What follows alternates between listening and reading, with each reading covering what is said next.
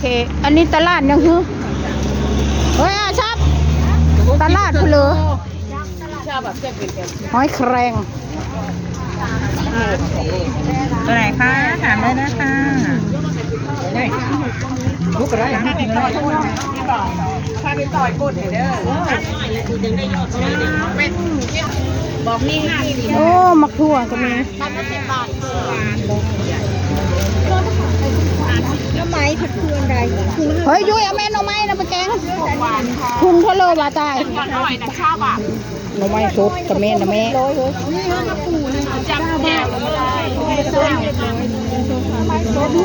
ได้อะไรไหมให้ยุ้ยแกงชูกิน ไม่ใครอยู่แกงชูกินว่าผลกี่ขาค่อยๆขาคนไหนอยู่อย่าลองหรือที่รักเลยลองในกระปุก จักบาท เช้าถุงละเช้า ก็หมอผัดชื่อกระปู ง่ายหรือลงมา เฮ้ยบ้านเอามา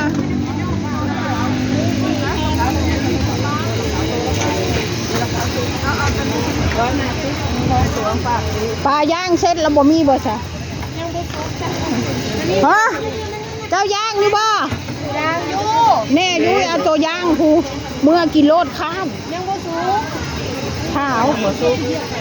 เอาได้สรุปบอกของค่อยในคน ของเขาเอาโลดตาช่วงบอกให้ คนอย่างไรป่าซื้อผัก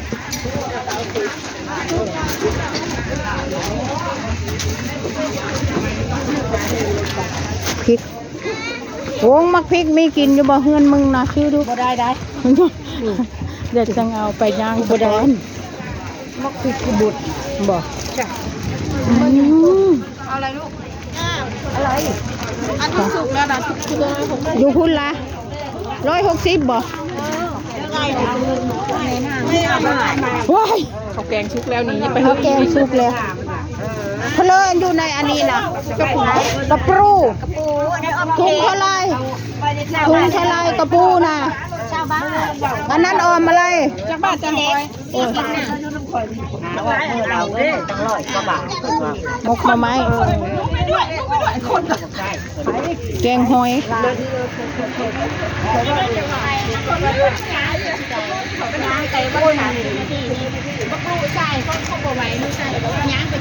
โอ้ตลาดไอ้นี่ก็กว้างแท้แหวนหน้าถุงกับสมุนหอนมือแหล่งเลยครบตลาดมือแล้วให้แล้วละจะออกละนี่ค่ะนี่ค่ะนี่ได้นะจ๊ะ สักบ้านเหนียวเนี่ย 50 บาทค่ะ โอ้เหนียวชื่อบ่ แม่นไม่เหนียวค่ะ ก็ชุมนั้นบ่เห็นเหนียวเดี๋ยวไปบอกเขามาชื่อก่อนเดินเลาะไปให้มันจนจบก่อนเดี๋ยวค่อยเดินกลับมา เมื่อพึ่งอ่ะที่ได้เมื่อปิ้งเขาที่คนว่าคนได้แกงแล้ว เห็ดกระด้าง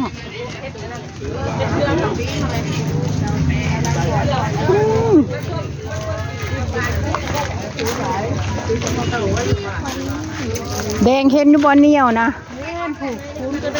สิเลยโอ้ทุเรียน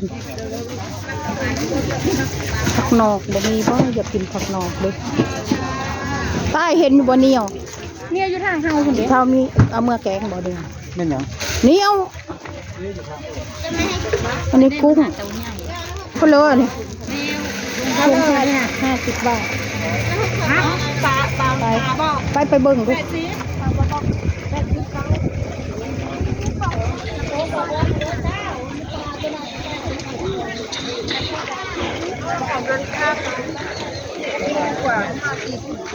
โอ้ผักอะไรนั่นน่ะปลากระปูปลาดุกปลาข้อก็มีอะไรไหมโล100ชาวจ้า โล100จ้าปลาดุกจ้า โต100จ้าปลาข้อปลาข้อคือตัวโลงใช่ปะ โลละ100ชาวจ้า คอยเพิ่นบอกกินปลาข้ออันนั้นกินอยู่ ปลาดุกดำนี่ วงนี่ติบข้าวเนี่ยวงติบข้าว ที่มาอาบข้าวนี่ เยอะคำข้าวหักขามติบข้าว ได้ครับ นี่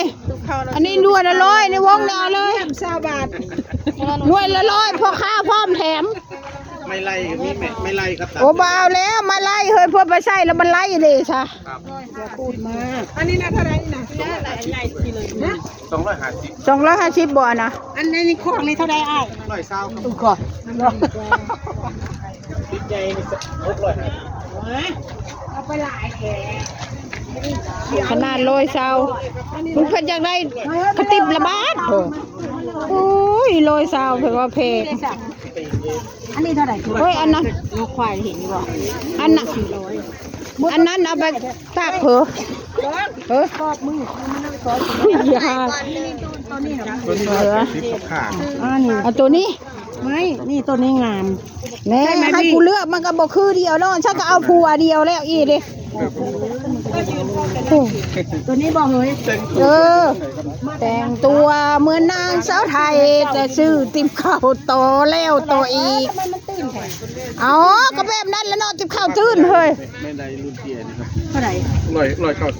ฟ้าคือเอาแบบเลยนะ อร่อย60ใช่ 180นะครับ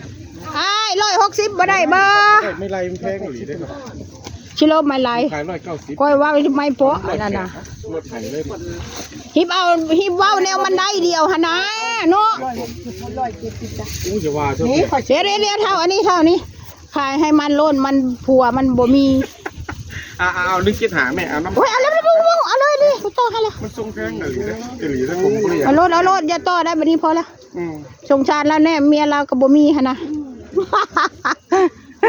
จากมีบ่มีเราค่อยเว้าไปชื่อๆได้ค่อยเว้าโยกเจ้าเด้อปลาดุกไปงานทาสพนม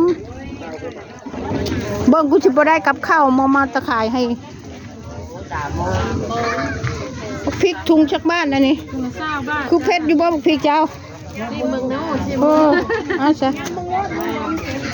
อ่ะโอเค